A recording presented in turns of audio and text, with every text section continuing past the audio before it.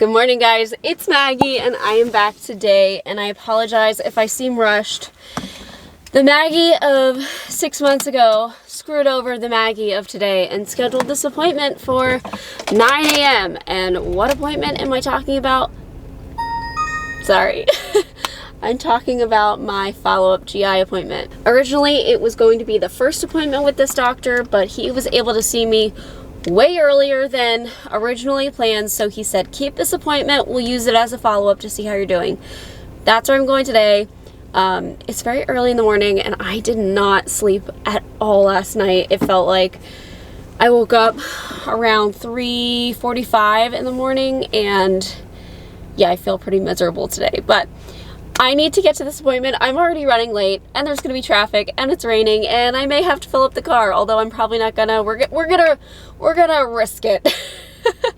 I have enough gas that I think I'm good, but yes, let's get on the road, and I'll explain all the things once I'm there, hopefully a couple of minutes early, that I want to talk with this doctor about, because their pre-questionnaire thing was awful. That's a whole other thing I'm gonna talk to you guys about, but okay.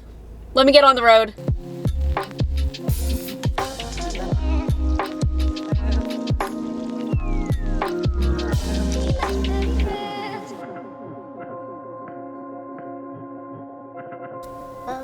Okay. Hey guys, I did not have enough time to film before my appointment because I was running late. I'm actually going to move my car, so I'm not like in the garage. I actually close Parker to the elevator. So I was like, running late. I know that they aren't, but you know how it is. So let's see.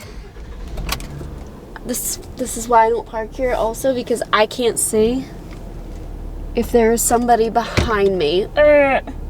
1 second. All right, I moved to the other side of the garage where, you know, it leads out into sunlight rather than me sitting in the darkness talking to you. And there's a lot less people around. So, yeah, I can actually tell you how the appointment went, and the frustrating thing beforehand, and it frustrates me every time, is the questionnaire that they use. Most of it doesn't apply to me just because I have an ostomy. I mean, some of it is relevant, but some I'm like, this has nothing to do with me, and I can't even answer the questions properly because you're asking me about bowel movements and things like that. I'm like, I don't know, I empty 5 times a day, which in the actual appointment we get into. So sometimes the questionnaires just feel like, why do I bother filling this out? So I was actually trying to figure out a template for myself. I just ran out of time, but a template that would help me very clearly and concisely state, here's what I think is going well, here's what I think is not going well, here's what I'm hoping for, things like that. So I'm gonna have to work on that for next time. But this appointment was awesome. I am very glad to have found this doctor because he's so thorough. You can tell that he listens amazingly. He takes notes. He had, you know, notes written out prior to even coming in the room. So I just felt like, you're taking care of me, thank you.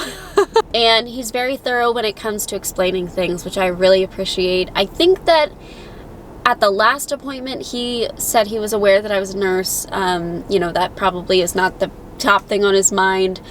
But even with that knowledge last time, he was very thorough, which I appreciate because I don't know it all, you know. I haven't worked in the hospital for a long time now. And even though I, you know, talk about it online a lot, I don't understand all of the things. So it's super helpful. I really wanted to go in there and tell him, you know, I feel like I'm doing a lot better because of my diet, and that was very clear. I was actually worried after last week with the nausea and vomiting that I didn't really have an explanation for. I was really worried that my weight went down. On their scale today, was 97.8, and that was one of the first things he said. Like, we both were like, you gained weight, I gained weight.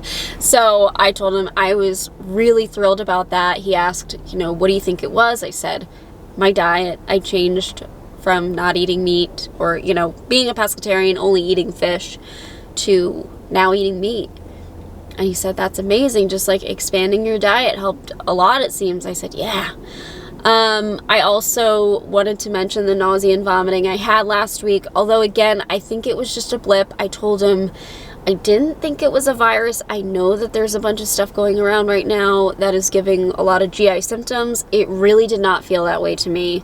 It felt just like a weird off morning.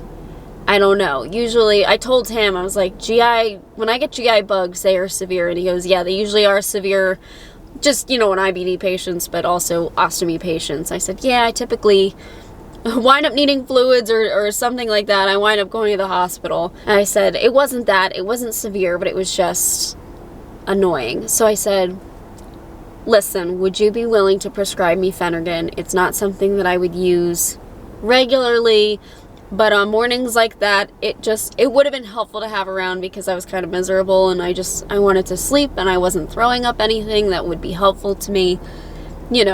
My body trying to get something that is not agreeing with it out. And he said yes. So I told him, I don't use it frequently. I had a bottle last me 2 years. So whether or not I should have kept it, I don't know if it expired, but it seemed to work at the 2-year mark. But I said, I obviously ran out of that at some point, and it's just helpful to have around when you really don't feel good. But I told him I don't plan on using it very often, or, hopefully not at all. But it's nice when you're just really feeling sick to have that. And he said, yeah. He's also going to prescribe me loperamide. The most annoying thing to me is popping the loperamide that you get over the counter out of the aluminum packets. Bugs the living daylights out of me. It's so irritating to do. I saw him on the computer. He put that in right away. So my guess is I'll probably get a text from my pharmacy at some point today. Asked me about Humira and how that's going. I told him seemingly, no news is good news, right? And he also brought up a couple of other things that we had talked about previously. One of them was being tested for SIBO. I said, do you think, that's something I should do? Can we move forward with that? And he said, because you're not having symptoms of SIBO right now, like you've improved a lot. He said, even if you were positive for it, I don't think I'd necessarily treat you for it because you're not having symptoms of it. So he said, we could test you, but either way, the outcome would be the same. And he said, now, if things change and you get sick in a few months and things aren't going well, contact me, that we may move forward with that. And I agree with that. I'd rather, the less I can do, the better. And I really appreciate that he seems to understand that. He's not basically going, let's do every test in the book just to do it, just to see what it comes out as. I really appreciate that because as someone who just, I get stressed out with the more appointment thing.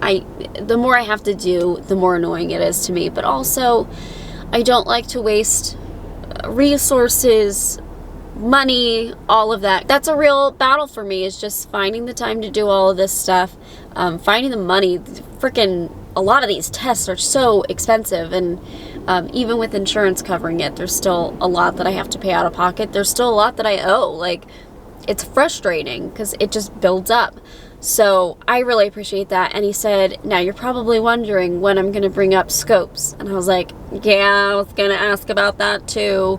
Because it's been over a year, I believe. I think I had my last ileoscopy and endoscopy the December before last. So December of 2021. And he said, there really isn't a guideline for somebody like you because you don't have a colon. He said, if you had active inflammation or you had your colon and we were seeing symptoms of Crohn's, I would want to scope you just to make sure that you're not heading, you're not heading in the colon cancer direction. So, well, you don't have a colon, so I can't get colon cancer anymore. I can't get rectal cancer. I can't get any of it because I don't have it anymore. And I said, thank you. So basically, we're going to do like a wait and see. If things start to pop up, fine. He said he looked at the results of my previous scopes and my MRI that I had in the fall, and everything looked good. He said even the biopsies from my previous scopes look good. So he said, we'll play it by ear. And he would like to see me in 6 months, so I already got that scheduled. I got it scheduled for September. I'm thrilled. I'm really happy, and I feel heard.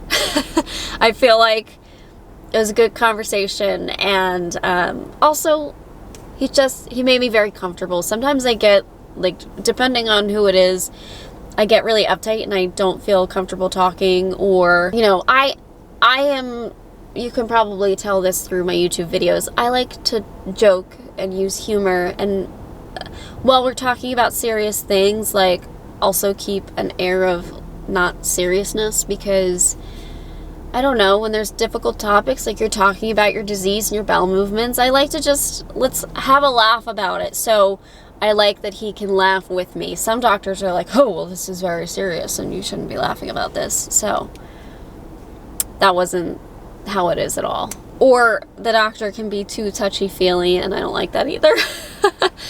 I like where we can talk about the serious subjects, but also, you know, just see the humor in it, that my bowels are screwed up. Anyways, I need to head home. I've got at least an hour drive home, and I've got some filming I want to do today. I want to do a video talking about shingles. Woo! Yes, shingles. I've mentioned before on here that I've had shingles in the past, but somebody recently brought up that their friend had shingles and they were young and that they were shocked, and they had, you know, a doctor kind of dismissed them about their symptoms, and so they had to go back to actually get diagnosed with shingles, and it's a rough thing. And yeah, I want to do a video on that and share my experience with shingles. And you know, you can get it fairly young. I got it when I was 12, so woo! Let me quit talking your ear off. Thank you so much for watching this video.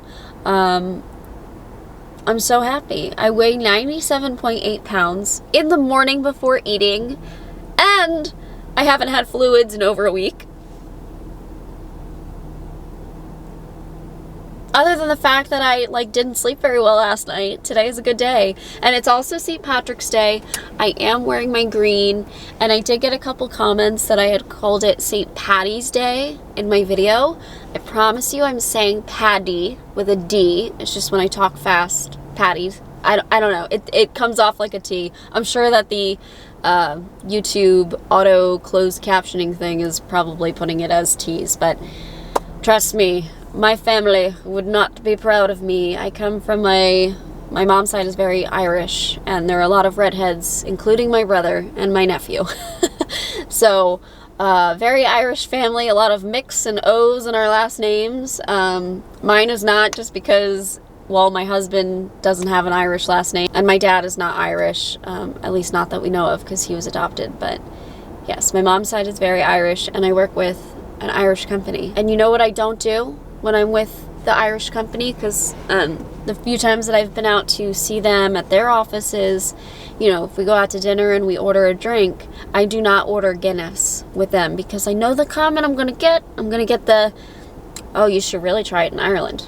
It's a lot better in Ireland. This is terrible here, which I know it is. I'm aware, but I like it. I like Guinness here. And one day, when I hopefully get to Ireland, that is Zach's and my dream, is to go to Ireland. That's one of the few places we're really excited to see. I will get a real Guinness, and I will love it, I'm sure. But I won't order one in front of an Irish person in the United States, because I know it's coming. All right. Let me quit talking. I gotta get on the road. I may take a nap at some point today, like I do almost every other day. That's the only thing I didn't really mention to the doctor, was my fatigue.